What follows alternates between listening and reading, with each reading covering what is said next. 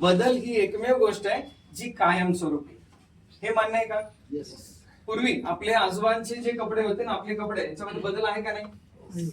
आपले कपडे त्यांच्या काळात त्यांनी घातले असते तर गावात हसले असते का कौतुक केलं असते 20 वर्ष पुढे म्हणून हसले असते, आणि आज आपण घातले तर त्या काळातले आहे की नाही. पण बदल हा काळाची गरज आहे, बदल होत राहणार. कसा कसा झाला मी फास्ट घेणार आहे कारण आपल्याला आज 2-3 मुद्दे क्लिअर करायचे. नेक्स्ट तुम्ही कटपीस पुढे गेलात तरी चालेल, दोन्ही स्लाइड एका वेळेला दिसत.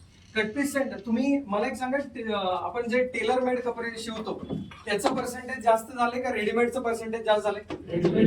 हे की नाही. पण एक काळ असा होता की आपल्या गावामध्ये कोणीतरी कटपीस सेंटर वाला होता ज्याच्याकडे जाऊन कापड सिलेक्ट केलं जायचं, राईट, त्याला माप दिलं जायचं आणि मगच कपडा शिवून बाहेर यायचा. ठीक आहे. मग तुम्हाला काज बटन वाल्यांना पण जॉब मिळणारे लोक तुम्ही तुमच्या टेलरिंग वर्कशॉप मध्ये बघितले असते. आता हे सगळं दिसतं का? मग ज्या माणसाला हे कळालं नाही की हा मार्केट बदलणार आहे, म्हणजे रेडीमेडचा जमाना आहे की ज्याला कळालं नाही बदलत्या काळामध्ये, त्याचा व्यवसाय मार्केटमध्ये तो पुढे गेला असेल का मागे राहिला?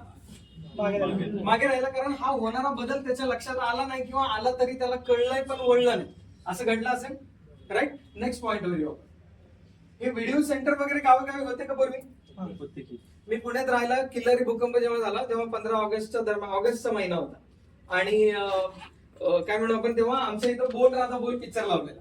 बोल राधा बोल बघितलाय है की नाही? त्यात 2 ऋषी कपूर होते, डबल रोल होता. तर आम्हाला पहिल्या रोल मध्येच भूकंप झाला, दुसरा रोल बघायला पुढचं ऑगस्ट उजाडलं होतं. मला काय सांगायचं तुम्हाला की त्या काळामध्ये व्हीसीआर घेऊन यायचे. केवढा असायचा?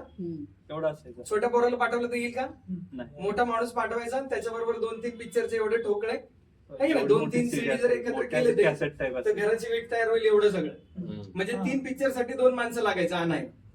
राईट. आता आपल्या मोबाईल मध्ये किती पिक्चर बसू शकतील, काही गणित आहे का? म्हणजे बदल झाला. ज्याला नाही कळलं, जो याच्यात अडकला, त्याचं काय झालं? फायदा का नुकसान?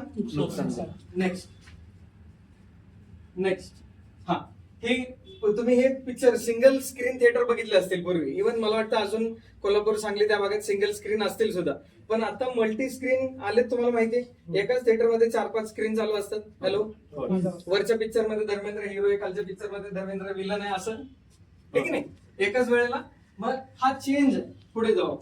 मी छोटा छोटा बदल सांगत पुढे निघतो. तुम्ही बघा, पूर्वीच्या पेट्रोल पंपावर ना धुरळ उडवत गाड्या जायच्या. आता जरा अशा जँकी पँकी एकदम चकमकीत पेट्रोल पंप तयार झाले, है की नाही. नेक्स्ट जाऊ आपण. टाईपरायटर वापरून किती दिवस झाले? त्यातल्या काही लोकांनी हात पण लावला नसेल. नेक्स्ट पुढे जाऊ आपण. हा बदल आहे ना. एक काळ होता, गव्हर्नमेंट जॉब पाहिजे असेल तर या गोष्टीला प्रचंड व्हॅल्यू होती की नव्हती? म्हणजे एकाचं स्पीड 40 आहे, एकाचं 60 आहे, तर नोकरी कोणाला लागणार? आता एकाचा 80 स्पीड आहे पण त्याला कम्प्युटर येत नाही, तर नोकरी लागेल का? हा बदल आहे, लक्षात घ्या. राईट. मग जुना माणूस जेव्हा आपल्याला म्हणतो की एमएलए मध्ये काय होत नाही, तर तो कुठल्या जमान्यातला आहे?